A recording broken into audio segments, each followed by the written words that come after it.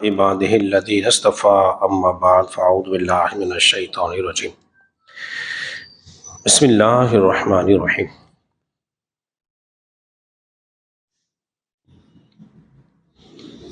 حضرات محترم، آپ حضرات درس سے بخاری سماعت کر رہے ہیں اور بخاری شریف سے آج ہماری حدیث مبارکہ جو ہے وہ 243 ہے۔ سفیان بن عینہ رضی اللہ تعالیٰ عنہ نے ہمیں خبر دی، سہل بن سعد سعدی رضی اللہ تعالیٰ عنہ سے کسی نے سوال کیا، پوچھا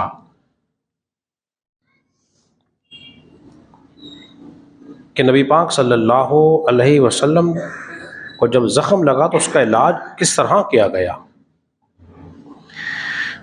سہل بن سعد سعدی رضی اللہ تعالیٰ عنہ نے ارشاد فرمایا، مجھ سے بہتر یہ کون بتا سکتا ہے؟ آپ نے فرمایا کہ حضرت علی اپنی ڈھال میں پانی لے کر آتے اور سیدہ فاطمہ الزہرا رضی اللہ تعالیٰ عنہا آپ کے چہرے سے خون کو دھوتی۔ پھر آپ نے کیا کیا؟ ایک چٹائی لی، اس کو جلائی، اس کی خاک بنائی، پھر خاک بنا کر اس زخم کی جگہ پہ لگا دیا، تب جا کے رسول اللہ صلی اللہ علیہ وسلم کا خون جو ہے بند ہو گیا۔ حضرات محترم، حدیث تو ہو گئی یہاں پر مکمل۔ اس حدیث کو امام بخاری 7 مقامات پر لے کر آئے ہیں، 243، 29:3، 29:11 اور 3037 اور 4075، 5247 اور 5722 مقام نمبر ہے اس کا، یعنی کہ اس حدیث کو امام بخاری جو ہے 7 مقامات پر لے کر آئے ہیں۔ اس حدیث کے جو راوی ہیں وہ سہل بن سعد سعدی رضی اللہ تعالی عنہ ہیں۔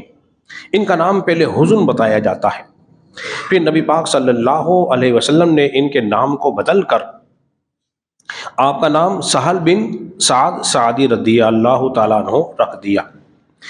یہ وہ صحابی ہیں جو مدینے میں سب سے آخر میں آپ کا وصال ہوا ہے 51 ہجری میں، اور آپ نے 100 سال کی عمر پائی اور 138 احادیث مبارکہ آپ سے روایت ہیں، جن میں سے 39 حدیث مبارکہ جو ہے امام بخاری سہل بن سعد رضی اللہ عنہ سے لے کر آئے ہیں۔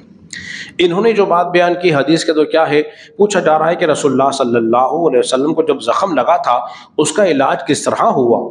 تو زمانے قدیم میں جس طرح علاج کرتے تھے اب اس کا تذکرہ ہو رہا ہے کہ حضرت علی شیر خدا ڈھال میں پانی لے کر آئے ہیں، سیدہ فاطمہ الزہرا رضی اللہ تعالیٰ عنہا آپ کے چہرے سے خون کو صاف کر رہی ہیں، لیکن خون جو تھا وہ رکنے کا نام نہیں لے رہا تھا۔ تو پھر سیدہ فاطمہ الزہرا رضی اللہ تعالیٰ عنہ نے کیا کیا؟ جو چٹائی آپ کے پاس تھی اس چٹائی کو آپ نے جلا کے اس کی خاک بنائی اور زخم کی جگہ پہ رکھ دیا، جس سے یہ ہوا کہ رسول اللہ صلی اللہ علیہ وسلم کے چہرے سے جو خون بہہ رہا تھا اس کا بہنا بند ہو گیا۔ اس طرح سیدہ نے آپ صلی اللہ علیہ وسلم کے زخم کا علاج کیا۔ ایک بات رکھ لیجئے کہ آپ کی عمر چھوٹی بھی ہے اور خدمت والدین بھی کر رہی ہے۔ یہ درس کبھی نہیں بولنا چاہیے کہ بیٹیوں کو اپنے والدین کی خدمت کرنی چاہیے۔ اور جنگ احد کا واقعہ ہے، جب جنگ احد ہوئی تو ایک تیر ایسا آ کے لگا جو سامنے کی جانب تھے، جس نے دانت کے کناروں کو آپ کے اس نے جو ہے نقصان پہنچایا۔ بعد نے کہا کہ آپ کا دانت ہی شہید ہو گیا، جیسا کہ بعض روایت میں یہ بات ملتی ہے۔ دیکھیے، اگر دانت شہید ہو جاتا تو پھر آپ جانتے ہیں اس میں عیب پیدا ہوتا ہے۔ عیب کیا پیدا ہوتا ہے؟ عیب، اس کی خوبصورتی میں اضافہ نہیں ہوتا، کمی واقع ہوتی ہے۔ فرماتے ہیں وہ جو تیر آ کے ایسا لگا جو ہونٹوں پہ زیادہ اسے نقصان پہنچایا، اور معمولی سا کنارہ جو تھا دانت کا وہ نکل گیا۔ قدرت خدا کی دیکھیے، اللہ نے اس پہ کیسا کمال رکھا کہ مزید نبی پاک صلی اللہ علیہ وسلم کی خوبصورتی میں اضافہ ہو گیا۔ جب آپ گفتگو کرتے اس سے نور کی کرنیں نکلا کرتی تھی، دیواروں میں پڑتی، دیواریں روشن ہو جاتی تھی۔ ایک تو یہ، دوسری بات یہ کہ نبی پاک صلی اللہ علیہ وسلم کو تکلیف آنا، آپ کا بیمار ہونا، شدید بخار ہونا، کسی جنگ میں کسی جنگ کے اندر زخمی ہو جانا، یہ سب آپ کی بشری تقاضے ہیں. کیا ہے بولیے؟ بشری تقاضے ہیں، تاکہ لوگ آپ کو خدا نہ سمجھ لیں، تاکہ آپ کو بولیے خدا نہ سمجھ لیں. الوہیت کا رد ہے. ایک فرق ضرور ہے، وہ کیا ہے؟ آپ اور میں بیمار ہوتے ہیں تو ہماری بیماری گناہوں کے سبب سے ہو سکتی ہے، لیکن صالحین انبیاء کی جو بیماری جب آتی ہے تو ان کے درجات کی بلندی ہوتی ہے، ان کے درجات کی بلندی، اور میرے اور آپ کے گناہوں کی مغفرت ہوتی ہے. یہ واضح فرق ہے. نبی پاک صلی اللہ علیہ وسلم نے ایک مقام پر ارشاد فرمایا تھا کہ پھر آپ نے یہ بات کہہ دی، وہ قوم کیسے فلاح پائے گی جس نے اپنے نبی کے چہرے کو زخمی کر دیا. حضور کے جملے کیا فرمایا؟ وہ قوم کیسے فلاح پائے گی جس نے اپنے نبی کے چہرے کو لہو لہان کر دیا. پھر نبی پاک صلی اللہ علیہ وسلم کی رحمت غالب آ گئی، اور پھر آپ نے کیا ارشاد فرمایا؟ پھر آپ نے ارشاد فرمایا، اے اللہ میری قوم کو معاف فرما دے، میری قوم کو معاف فرما دے، اس لیے کہ یہ میرے مقام و مرتبے کو جانتی نہیں ہے، میرے مقام مرتبے کو نہیں جانتی ہے. قربان جائیے، ذرا غور تو کیجئے رسول اللہ صلی اللہ علیہ وسلم کی رحمت پر. وہ قوم آپ کو زخمی کرے اور حضور دعائیں دیں، حضور دعائیں دیں.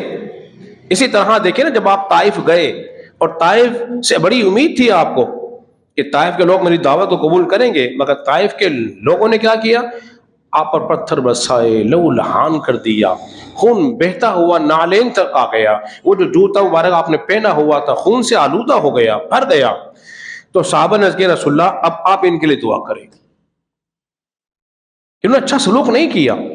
حضور نے یوں ہاتھ اٹھائے، صحابہ سمجھ رہے تھے آج اس بستی کا، آج اس علاقے کا صفا ہستی سے مٹ جائے گی، اللہ کا عذاب آ جائے گا، لیکن آپ نے دعا کی، اے اللہ ان پہ رحم فرما، ان کو ہدایت نصیب فرما. تو تعجب ہو رہا تھا. تو اب یہ درس مل رہا ہے ہمیں نبی پاک صلی اللہ علیہ وسلم کی سیرت سے. دیکھو، اگر تمہیں کوئی تکلیف دے نا، تمہیں اذیت دے، تمہیں اسے بد دعا نہیں دینی. کیا نہیں دینی؟ بد دعا نہیں دینی، اس کو دعا دینی ہے، تاکہ یہ ہوگا آپ کی صبر پر آپ کو اجر بھی ملے گا اور دعائیں بھی اس کے کام آ جائیں گی. یہ سیرت کا پہلو کبھی اپنی آنکھوں سے اوجھل بولیے نہیں ہونے دیں. اللہ رب العزت کے بارے میں دعا کریں، خالق کے کائنات